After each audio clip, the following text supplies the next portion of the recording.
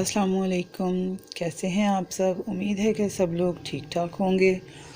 मैं भी बिल्कुल ठीक हूँ। आज मैं थोड़ी सी आपके साथ अपनी इवनिंग रूटीन शेयर करूँगी और साथ में कोई थोड़ी सी हम लोग गपशप कर लेंगे। तो यहाँ पे जी मैं आटा गूँध रही हूँ। आटे को मैंने गीला करके एक साइड पे रख लिया है। साथ साथ घर के भी काम होते रहेंगे और आपसे कुछ थोड़ी सी बातें शेयर करनी थी मैंने, जो कि मैंने अपनी लाइफ से सीखी हैं, जो मैं चाहती हूँ कि आप लोगों तक भी पहुँचाऊँ, ताकि अगर किसी बहन भाई के दिल में कोई ऐसी बात है तो वो इस तरह की हरकत ना करें। तो ये मैं आपके साथ अपनी लाइफ के एक्सपीरियंस शेयर कर रही हूँ, जो कि बहुत सारे टाइम से मेरे साथ हो रहे थे लेकिन मैं किसी से शेयर नहीं कर पा रही थी। तो वो मैं आज आप लोगों के साथ शेयर करूँगी। सबसे पहले मैं आपको बता दूं कि एक चीज़ मैंने सुनी थी अपने बड़े बुज़ुर्गों से कि आप लोग कभी भी किसी के लिए बुरा मत सोचो। अगर आप किसी के साथ बुरा करोगे, सोचोगे किसी के साथ बुरा, तो आपके अपने साथ वो बुरा होगा।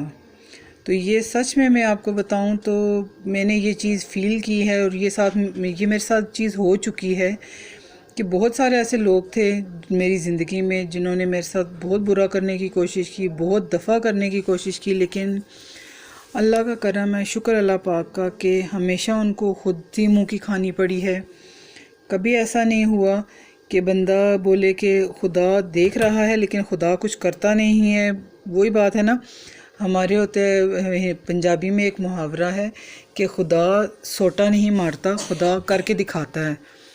तो वही बात है कि मेरे साथ भी यही हुआ है कि किसी ने बहुत दफ़ा मुझे गिराने की कोशिश की, ज़लील करने की कोशिश की, लेकिन एट द एंड ऑफ यही हुआ कि उसके साथ अपने साथ बुरा हुआ।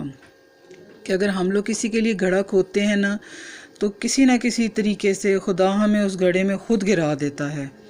क्योंकि अगर हम किसी के लिए बुरा सोच रहे हैं तो खुदा तो देख रहा है ना कि वो बेकसूर है बंदा या कसूरवार है।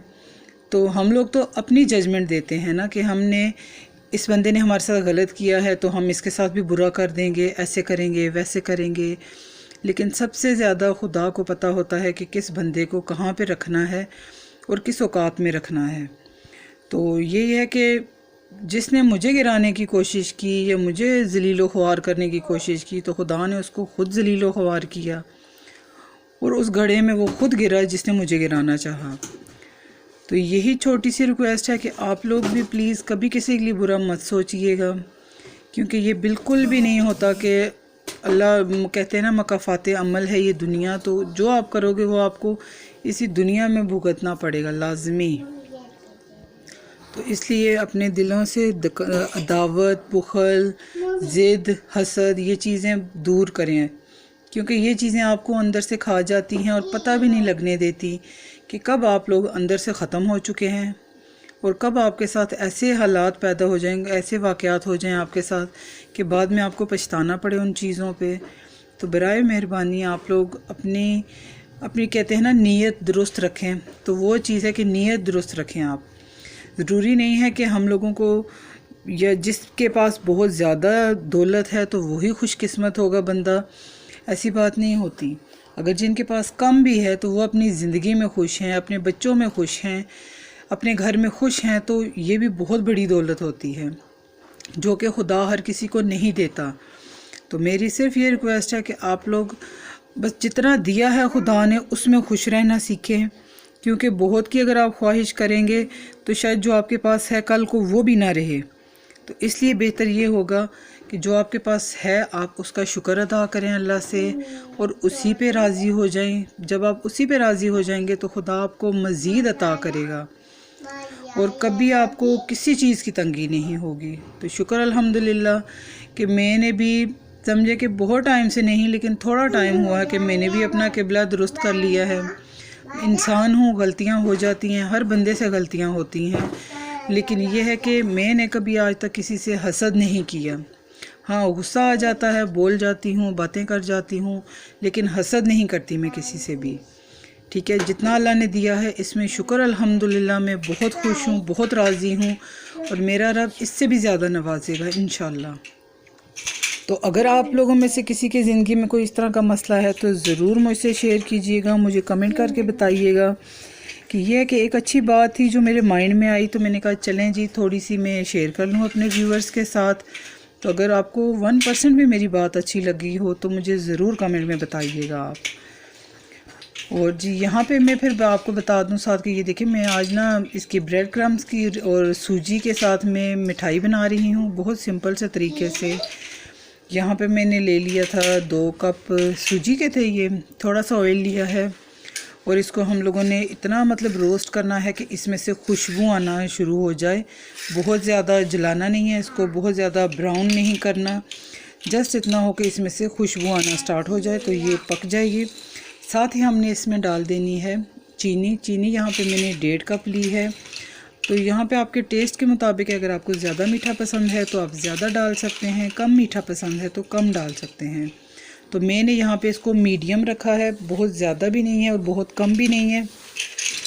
जब चीनी और सूजी मिक्स हो चुकी है तो यहाँ पे फिर 1 कप था ये ब्रेड क्रम्स का, ये मैंने इसमें डाल दिया है। ये होममेड ब्रेड क्रम्स हैं, इसकी रेसिपी भी मेरे चैनल पे मौजूद है, शॉर्ट में भी है और फुल वीडियो भी है, तो आप प्लीज़ वहाँ पे जाके चेक कर सकते हैं कि होममेड ब्रेड क्रम्स कैसे बनते हैं। तो इसको डाल के हम लोगों ने सिर्फ 2-3 मिनट के लिए इसको भूनना है क्योंकि ये पहले से रोस्ट किए हुए हैं। यहाँ पे मैंने 1 स्पून चेक की थी कि इसमें मीठा वगैरह कुछ कम ना हो, तो बिल्कुल परफेक्ट था, बिल्कुल जैसा मुझे चाहिए था वैसा ही था। यहाँ पे मैंने थोड़ा सा पानी डाल के इसको मिक्स किया है। इस स्टेज पे आके अगर आप चाहें तो इसमें ड्राई फ्रूट्स कुछ भी डाल सकते हैं जो आपको पसंद है वही। मेरे पास नहीं थे अवेलेबल तो इसलिए मैंने कुछ भी नहीं डाला इसमें। मैं बनाती रहती हूँ, तकरीबन हफ्ते में 1 दफ़ा मैं ये ज़रूर बनाती हूँ, बच्चों को बहुत पसंद है मेरे। किसी भी एक गहरी चीज़ में इसको डाल के तो सेट कर लेंगे हम लोगों ने, बिल्कुल इसको लेवल में रखना है। ये देखें पहले से ही मैंने इसके किनारे जो हैं वो बिल्कुल साइडों से हटा दिया है इनको, किनारों को। तो फिर दोबारा से मैं प्रेस कर रही हूँ ताकि वो टूटे ना। फिर एक छुरी लेके इसको थोड़ी सी जब ये ठंडी हो जाएगी तो इसके हमने पीसेस कर देने हैं और उठाना नहीं है इनको, सिर्फ पीसेस करके छोड़ देने हैं क्योंकि जब तक ये प्रॉपर ठंडी नहीं होगी तो ये टूट सकती है आपकी मिठाई। तो अगर आपको समझ ना आए कि ये मतलब उठाते हुए टूट रही है मिठाई या कुछ, तो इसका मतलब है आपने इसमें पानी कम डाला है। दोबारा आप इसको कढ़ाई में डाल के थोड़ा सा पानी डाल के उसको दोबारा गर्म करके तो फिर इसको सेट आप कर सकते हो। ठीक है, ये देखें कितनी मज़े की लग रही है, बहुत मज़े की होती है। और सर्दियां हैं तो कुछ ना कुछ दिल करता है बंदे का चाय के साथ खाने का, तो मैं इस तरह से ये बना के रख देती हूँ और बच्चे भी बड़े शौक़ से खाते हैं, बड़े भी सब शौक़ से खाते हैं। बहुत मज़े की ये बनती है।